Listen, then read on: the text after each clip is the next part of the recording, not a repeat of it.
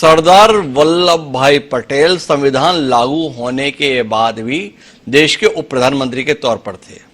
इस देश का संविधान तैयार हुआ 26 नवंबर 1949 को। इस देश का संविधान लागू हुआ 26 जनवरी 1950 को और दिसंबर 1950 तक सरदार वल्लभ भाई पटेल देश के उप प्रधानमंत्री रहे। तो ये तथ्यगत रूप से स्थितियां हैं। अब इसके आलोक में आपकी बात। लेकिन कॉन्स्टिट्यूशन में वो प्रोविजन डिप्टी प्राइम मिनिस्टर का नहीं था। मुझे ऐसा लगता है कि डिप्टी प्राइम मिनिस्टर का प्रोविजन केवल सरदार वल्लभ भाई पटेल की शख्सियत की वजह से ही रखा गया था और उस समय का जो गांधी जी और इन सब का जो कांग्रेस के बीच में विवाद था उसकी वजह से केवल बना दिया गया था।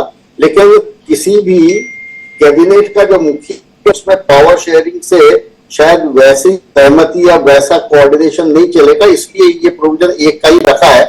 और उसके बाद में 67 तक कभी भी कोई प्राइम मिनिस्टर, कोई डिप्टी प्राइम मिनिस्टर नहीं रहा।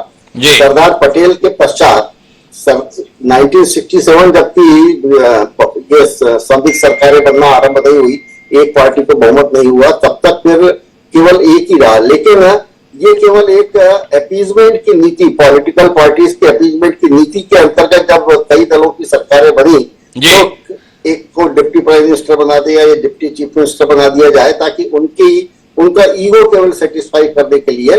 मेरे ख्याल से मुझे ऐसा लगता है केवल यही कारण है। लेकिन अब आज की स्थिति में भारतीय जनता पार्टी या जो दूसरे दल हैं जिनको संपूर्ण बहुमत प्राप्त होता है, वहां पर भी दो उप मुख्यमंत्री या तीन उप मुख्यमंत्री बनाना, या आंध्र प्रदेश में जैसे 5 उप मुख्यमंत्री है, तो ये तो केवल डिफरेंट कम्युनिटी को सेटिस्फाई करने का तरीका है कि डिफरेंट, एक ब्राह्मण बना दिया जाए, एक क्षत्रिय बना दिया जाए, एक ट्राइबल बना दिया जाए, एक एससी बना दिया जाए।